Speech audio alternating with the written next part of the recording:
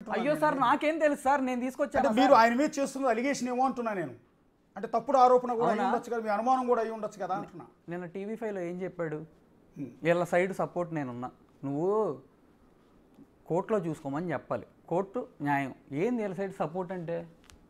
నేను చెప్తున్నాను, పెద్ద మనుషుల దగ్గర సెటిల్మెంట్ జరిగింది, వాస్తవమే.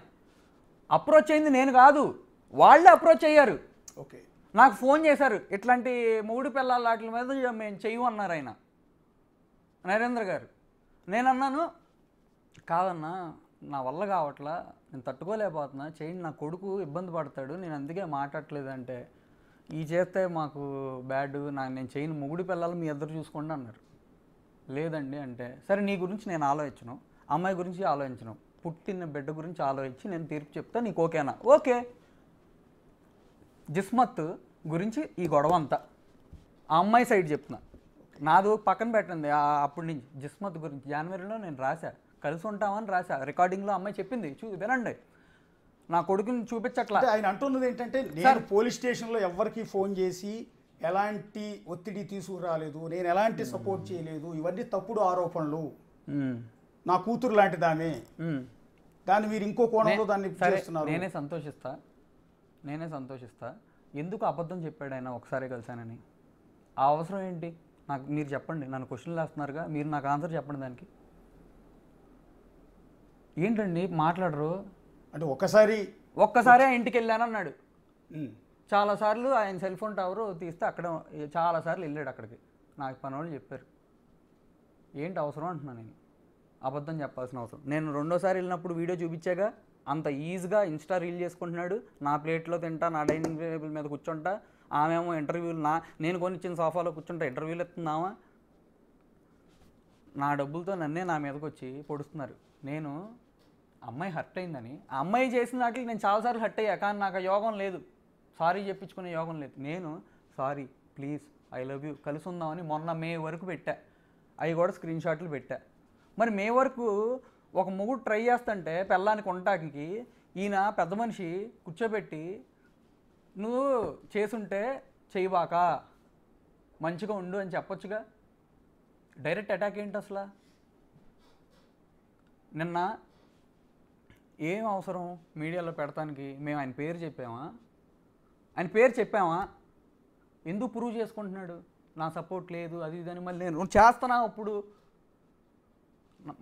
ఎందుకు ప్రూవ్ చేసుకుంటున్నాడు?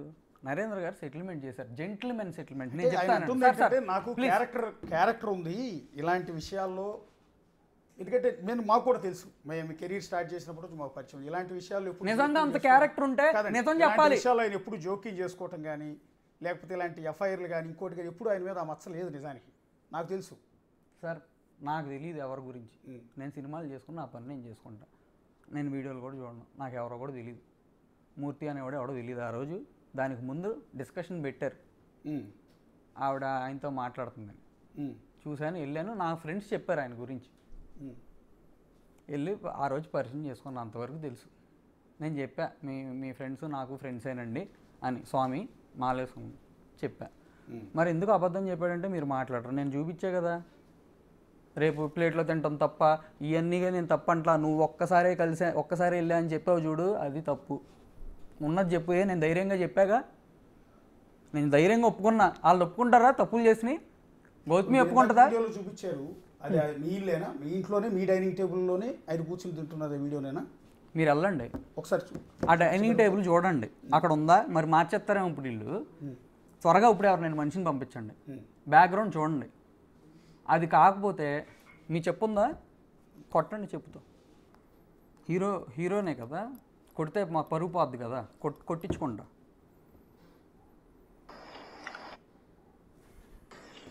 ఆయనదే కండి ఇన్స్టాగ్రామ్ ఇది, ఈ ప్లేట్ నాది, ఓకే, ఆ కింద డైనింగ్ టేబుల్ నాది, ఓకే.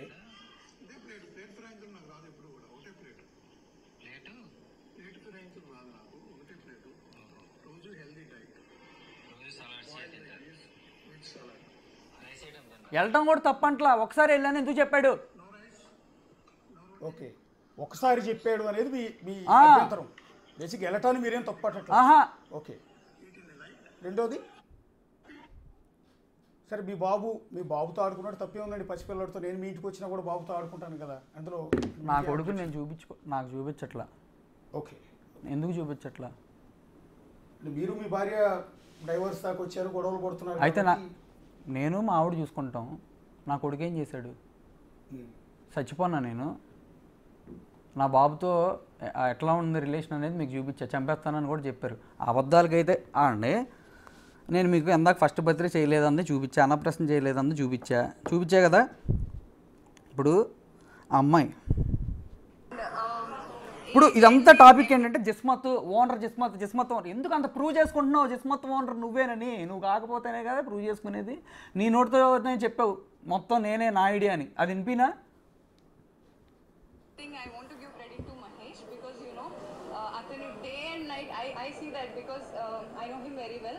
డే అండ్ నైట్ కష్టపడతాడు. అండ్ గౌతమ్ ఆల్సో కంప్లీట్గా కష్టపడి తన dream, I mean this is not his dream, I know that, but this is like his baby, their baby. Okay, and ఎన్ని ఉండాల్సింది నేను మాట్లాడాలనుకుంటున్నాను.